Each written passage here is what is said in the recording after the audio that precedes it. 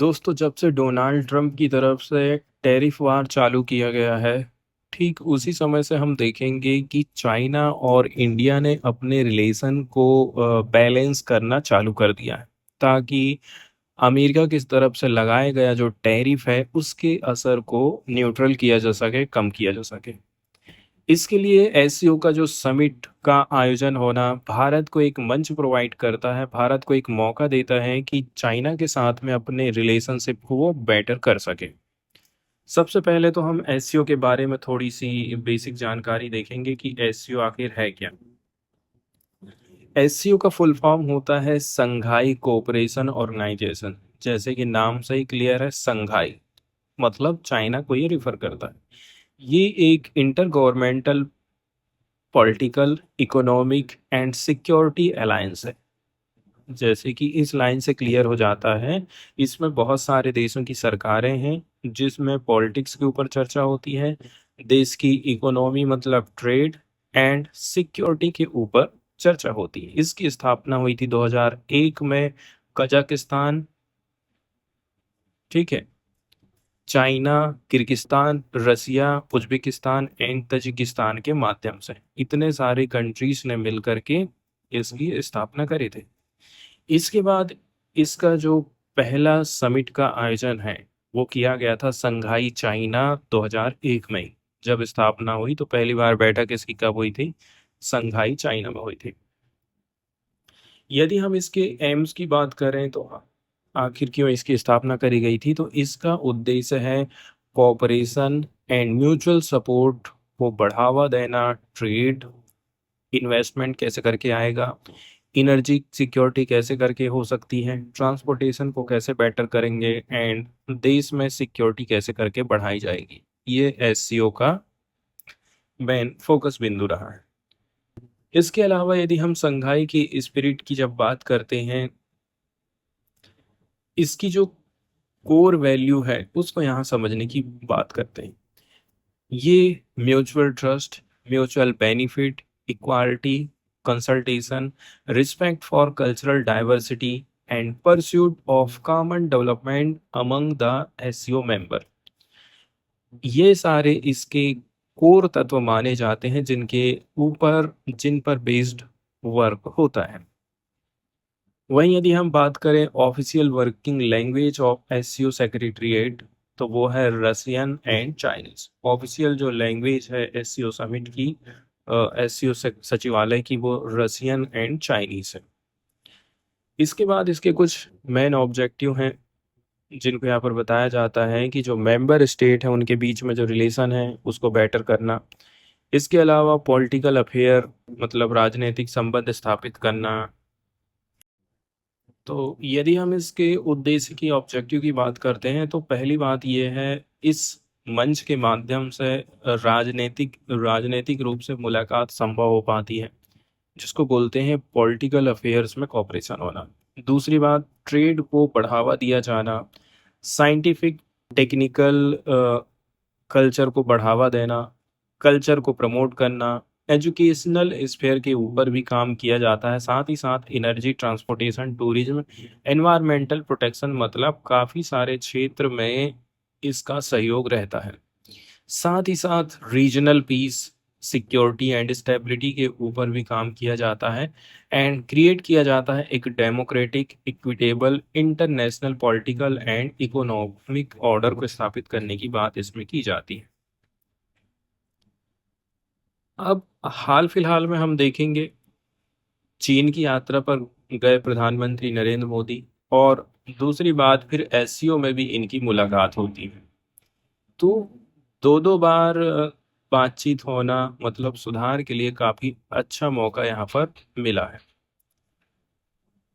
India और China अभी अभी देखा जाए क्लोज आने लगे हैं, रिपेयर कर रहे हैं अपने कॉम्प्लेक्स रिलेशनशिप को, जो कि बुरी तरह से प्रभावित हुई थी 2020 में, जब चाइना और इंडिया की सेना के बीच में क्लैश देखने को मिला था, आमना सामना हुआ था और झड़प हुई थी। इसके साथ ही साथ अभी टाइम पीरियड चल रहा है, अमेरिका ने टैरिफ लगा दिया है भारत के ऊपर 50%, और चाइना के ऊपर भी उसने ऑलरेडी से टैरिफ लगा के रखा है। इसलिए कुल मिलाकर के जो सप्लाई चेन है उसको फोस्टर करना, एक ऐसा एनवायरनमेंट तैयार करना ताकि जो टूटा हुआ ब्रिजेस है ट्रेड का उसको फिर से रिपेयर किया जा सके। कुल मिलाकर के इस मुलाकात का यही उद्देश्य रहा है। इसके अलावा प्राइम मिनिस्टर नरेंद्र मोदी ने संडे के दिन चाइनीज प्रेसिडेंट जी जिनपिंग के साथ में मुलाकात करी थी और जगह का नाम है तियानजिन, चाइना में। एक प्रकार से देखा जाए 2018 के बाद से प्रधानमंत्री नरेंद्र मोदी की ये चाइना के साथ में पहली विजिट मानी जा रही है, क्योंकि 2018 के बाद से रिलेशन काफ़ी ज़्यादा खराब होने लग गए थे। दोनों ही जो लीडर हैं अब दोनों जो लीडर हैं आज के टाइम में सबसे बड़ी जो दिक्कत है वो हमारे देश की जो इकोनॉमी प्रभावित हो रही है टैरिफ से, उसको ठीक करना, उसके असर को कम करना, मतलब ट्रेड एंड इन्वेस्टमेंट टाइज को मजबूत करना चाहते हैं। इसके लिए पॉलिटिकल एंड स्ट्रेटजिक विजन लेकर के आए। साथ ही साथ addressing new Delhi's concern over it's trade deficit with Beijing. Bharat ये कोशिश करेगा कि हमारा चाइना के साथ में जो ट्रेड डेफिसिट चल रहा है, मतलब हम चाइना से इंपोर्ट ज़्यादा करते हैं एक्सपोर्ट कम करते हैं, उसको हम बैलेंस बनाने की कोशिश करें। अब यहाँ पर मोदी एंड जिनपिंग के बीच में जो बातचीत हुई है वो कौन कौन से मुद्दों के ऊपर चर्चा हुई है, यहाँ पर हम बात करते हैं। मेन मेन जो मुद्दे रहे हैं, जैसे कि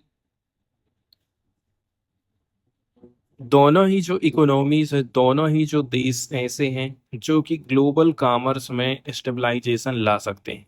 जो पूरे विश्व में ट्रेड हो रहा है उसमें स्टेबलाइजेशन लाया जा सकता है यदि दोनों मिलकर के काम करेंगे तो। इसके बाद अगला जो मुख्य फोकस का बिंदु वो रहा है कि जो लीडर्स हैं संघाई कोऑपरेशन ऑर्गेनाइजेशन के meet at the port city a couple of hours drive from Beijing. अब आप ये सोच लीजिए कि वहाँ का जो बंदरगाह है पोर्ट सिटी जहाँ पर इनकी बैठक हुई है, घंटों तक बातचीत चली, मतलब कुछ ना कुछ आउटकम्स निकल करके यहाँ पर आने वाला है। प्रधानमंत्री नरेंद्र मोदी की तरफ से बोला जाता है कि इंडिया और चाइना दोनों ही जो है स्ट्रेटजिक ऑटोनॉमी रखते हैं। इसका मतलब ये है हमारे देश के ऊपर किसी थर्ड पार्टी का दबाव नहीं है, हम अपने ऑर्डर हम खुद डिसाइड करते हैं। साथ ही साथ उनकी जो रिलेशनशिप है should not be seen through the prism of third country. ऐसा नहीं है कि अमेरिका के दबाव में आकर के ही हम चाइना के साथ में अपने रिलेशनशिप को बेटर कर रहे हैं, ऐसा प्रधानमंत्री नरेंद्र मोदी का कहना है। आगे फिर बात करी जाती है कि प्रधानमंत्री नरेंद्र मोदी की जो विजिट है वो ऐसे टाइम में आई है जहां पर दोनों ही जो एशिया की महाशक्ति है, पावर है, वो अमेरिका की तरफ से बहुत ही बड़ा टैरिफ को झेल रही है। लास्ट वीक यूएस ने राइज कर दिया था टैरिफ इंडिया के ऊपर 50%, पहले बोला 25%, फिर 25% और बढ़ा दिया गया था। और रीजन बताया जाता है कि इंडिया का लिंकिंग है रसिया के साथ में, दैट न्यू दिल्ली डिफेंस। इसके बाद जो ट्रेड टॉक्स है यूएस के साथ में अभी वो भी अधर में लटकी हुई है, मतलब ट्रेड से रिलेटेड बातचीत भी हमारी अमेरिका के साथ में नहीं हो रही है। इसके बाद इस आर्टिकल में एससीओ के बारे में बताया जाता है कि एससीओ की स्थापना 2001 में चाइना, रसिया एंड 4 जो सेंट्रल एशियन कंट्रीज हैं उनके माध्यम से की गई थी। और ये जो मंच है ये रीजनल सिक्योरिटी को इंश्योर करता है, ट्रेड को बढ़ावा देता है, कल्चरल कोऑपरेशन को बढ़ावा देता है इसके मेंबर कंट्रीज के ऊपर। अब दोनों लीडर हैं, उन्होंने आपस में बात किए हैं और कुछ कुछ जो मुद्दे हैं उनको सॉल्व करने की कोशिश करी गई है, जैसे कि प्रमोट किया जाएगा पीपुल टू पीपुल एक्सचेंज, चाहे वो लोग हों, चाहे वो वैज्ञानिक हो, चाहे वो स्टूडेंट हो, चाहे वो टूरिज्म सेक्टर हो, अब आना जाना संभव हो पाएगा। इसके अलावा डायरेक्ट फ्लाइट भी चालू होने वाली है, वीज़ा की फैसिलिटी चालू हो जाएगी and resumption of Kailash Mansarovar यात्रा। कैलाश मानसरोवर यात्रा जो काफ़ी टाइम पीरियड से बंद थी वो भी अब चालू हो जाएगी। साथ ही साथ आने वाले टाइम पीरियड में हम देखेंगे ब्रिक्स का समिट का आयोजन होने वाला है 2026 में इंडिया में। इसके लिए भी प्रधानमंत्री नरेंद्र मोदी ने जिनपिंग को इनवाइट किया है। चाइना ने जो अभी प्रेसिडेंसी करी है एससीओ की, उसके लिए बधाई दिया है प्रधानमंत्री नरेंद्र मोदी ने, एंड इनवाइट किया है जी जिनपिंग को कि आप जो है ब्रिक्स शिखर सम्मेलन में आइए 2026 में। अब बात करते हैं कि भारत अपनी तरफ से क्या चाहता है। ठीक है, इंडिया चाहता है कि भाई हमारे देश के बीच में जो ट्रेड है वो सबसे पहले तो बेटर हो, इसके साथ ही साथ बॉर्डर में जो डिस्प्यूट चल रहा है उसको सॉल्व किया जाए। अब तियानजिन में जो बातचीत चली है चाइना के साथ में, ये इस बातचीत का मुख्य उद्देश्य यही रहा है कि न्यू दिल्ली चाहता है चाइनीज इन्वेस्टमेंट जो हमारे यहाँ पर होगा उसमें हम थोड़ा सरलता बरतें, बहुत सारे सेक्टर को हो सकता है ओपन किया जाए इंडिया की तरफ से। अब 2020 में जब से हमारे रिलेशन खराब हुए थे उसके बाद से ही इंडिया ने क्या काम किया है कि जो कर्व्स लगाए गए थे ट्रेड के ऊपर उसमें रिलैक्सेशन देना चालू कर दिया है। इसके अलावा 20 से 25% चाइनीज इन्वेस्टमेंट अब ऑटोमेटिक रूट के माध्यम से आ पाएगा। इसके लिए ऑटोमेटिक रूट जो अपनाया गया वो किस कौन कौन से सेक्टर के लिए है? Manufacturing, renewable energy, auto component. इस प्रकार से इन सेक्टर में अब ज़्यादा कागजी कार्यवाही की जरूरत नहीं पड़ेगी। अब बदले में देखा जाए, India is seeking greater market access for its goods in China, particularly in areas like. Bharat ये चाहता है कि जो फार्मास्यूटिकल्स है, ठीक है, जैसे कि हम गोली दवाई बनाते हैं तो कच्चा मटेरियल हम चाइना से खरीदते हैं, गोली दवाई बनाने के बाद फिर हम बेचते हैं, तो इसके लिए हमें एक मार्केट मिल जाए। इसके अलावा हमारा जो आईटी सर्विसेज है, हम आईटी सर्विस प्रोवाइड करते हैं, चाइना में अच्छा खासा मार्केट मिले। साथ ही साथ हमारे जो एग्रीकल्चर के प्रोडक्ट हैं इसके लिए मार्केट मिल जाए हमें चाइना में। अब बात करते हैं चाइना के साथ में हमारा ट्रेड डेफिसिट कितना है। देखा जाए ये जो ट्रेड डेफिसिट है लगभग लगभग $100 बिलियन पहुंच गया है 2025 में, क्योंकि इंपोर्ट्स बहुत ज़्यादा हम करने लगे हैं। लगभग लगभग $113 बिलियन का इंपोर्ट करते हैं और मात्र $14 बिलियन एक्सपोर्ट करते हैं चाइना को। इस मामले में चाइना हमसे बहुत ज़्यादा आगे है। अब जो दोनों ही लीडर हैं वो एग्री किए हैं कि भाई हमारे पास इतनी बड़ी जो पॉपुलेशन है इसका हम सही तरीके से इस्तेमाल करें। लगभग लगभग 2.8 बिलियन पीपुल हैं दोनों कंट्री के पास में, हमारे पास इतनी बड़ी वर्क फोर्स है, तो इस वर्क फोर्स का हम सही तरीके से इस्तेमाल करें ताकि जो ग्लोबल ग्रोथ है वो कंटिन्यू बनी रहे। लेकिन ये भी एक्नॉलेज किया जाता है कि दोनों देशों के बीच में जो मतभेद हैं, ठीक है, वो मतभेद झगड़े के रूप में ना चेंज हो जाए। इसके अलावा उन्होंने स्ट्रेस दिया था कि भाई जो इकोनॉमिक इम्बैलेंस चल रहा है चाइना एंड इंडिया के बीच में उसको हमें ठीक करना है इन्वेस्टमेंट के माध्यम से।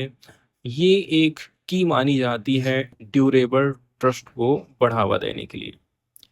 इसके बाद ट्रेड एंड पीस के ऊपर ही ज़्यादातर बातचीत यहाँ पर हमको देखने को मिली है।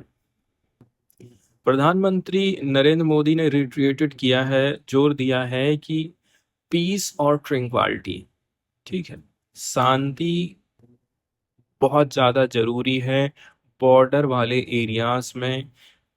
ठीक है, यदि हम अपने दोनों देशों के बीच में टाइज को अच्छा करना चाहते हैं तो। इसके अलावा दोनों देशों ने अभी जो कुछ भी वेलकम सॉरी दो जो कुछ भी डिसंगेजमेंट के कदम उठाए गए थे उससे जो कुछ भी प्राप्ति हुई है लास्ट ईयर उसका वेलकम किया था एंड कंटिन्यू काम एलोंग एलओसी, और एलओसी पर फिर दूसरी बार हमको कोई झड़प देखने को नहीं मिली थी। अब आगे जो प्लेस की जा रही है, आगे जो कहना चाहिए वादा किया जाता है कि fair and mutually acceptable boundary settlement हम लाने वाले हैं, क्योंकि बहुत बड़ी बाउंड्री है इंडिया और चाइना की। इतनी बड़ी बाउंड्री में ये चीज करना काफी मुश्किल काम है। इस प्रकार से चाइना की तरफ से जो रिप्रेजेंटेटिव से बात हुई थी प्रधानमंत्री नरेंद्र मोदी की, उन्होंने भी बोला है कि चाइना भी इस बात को रेडी करता है कि जो एक्सचेंजेस है उसको हम एक्सपांड करेंगे, कॉपरेशन को बढ़ावा देंगे as per the POS statement. तो ये प्रधानमंत्री ऑफिस का जो स्टेटमेंट आया है उसके हिसाब से ये बातचीत हमको देखने को मिली है। अब एक्सपर्ट लोग क्या सोचते हैं इंडिया की तरफ से ये जो पुश उठाया जा रहा है, कदम उठाया जा रहा है, इसके लिए इंडिया ये कदम इसलिए उठा रहा है ताकि रिड्यूस किया जा सके ट्रेड डेफिसिट को। ठीक है, ये चीज रिफ्लेक्ट करती है कि भाई इंडिया के ऊपर काफी ज्यादा प्रेशर है at home to secure more equitable term of engagement. यदि आप चाइना के साथ में इंगेजमेंट कर भी रहे हैं तो एक बात का ये ध्यान रखिए कि ऐसा ना हो कि आपको घाटे ही घाटा होते जाए। ठीक है, क्योंकि दोनों के दोनों जो है साइड प्रोजेक्ट करते हैं पार्टनरशिप को मल्टीलेटरल फोरम में। जो डिस्कशन हुई है तियानजिन में वो ये सजेस्ट करती है कि भारत चाहता है कि हम बैलेंस स्थापित करें, हमारा ट्रेड, हम जो भी ट्रेड कर रहे हैं हमें मार्केट मिल पाए चाइना में, मतलब हम लोग भी ज़्यादा अच्छे तरीके से एक्सपोर्ट कर पाए, साथ ही साथ हमारी जो बॉर्डर की स्टेबिलिटी है वो बनी रहे। लेकिन बीजिंग ने सिग्नल दिया है ओपननेस का कि हम जो है रिकैलिब्रेट करेंगे अपने संबंधों को। काफ़ी समय से जो संबंध में तनाव देखने को मिला था उसको हम फिर से सही करने की कोशिश करेंगे, ऐसा चाइना का कहना है।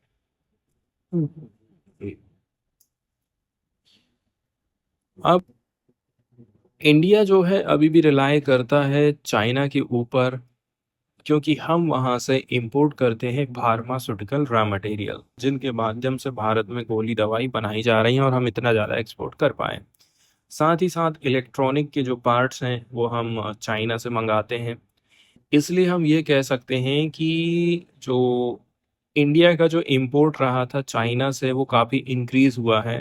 पहले 94 बिलियन डॉलर था जो कि बढ़कर के 113 बिलियन डॉलर हो गया 2025 में। वहीं यदि हम एक्सपोर्ट की बात करें, ठीक है, चाइना में हमारा जो एक्सपोर्ट है वो डिक्लाइन हुआ है। पहले 21 बिलियन डॉलर हम एक्सपोर्ट करते थे जो कि घट कर के 14 बिलियन डॉलर हो गया 2025 में। वहीं यदि हम inbound shipment from China during April to July 2025 to date 40 billion dollar, up 31%, sorry 13% from a year earlier. Export to China jumped to 20% to 5.76 billion dollar during the period. बताया जाता है कि अभी तक जो हमारी वृद्धि रही है वो किस प्रकार से रही है एक्सपोर्ट के लिए चाइना में।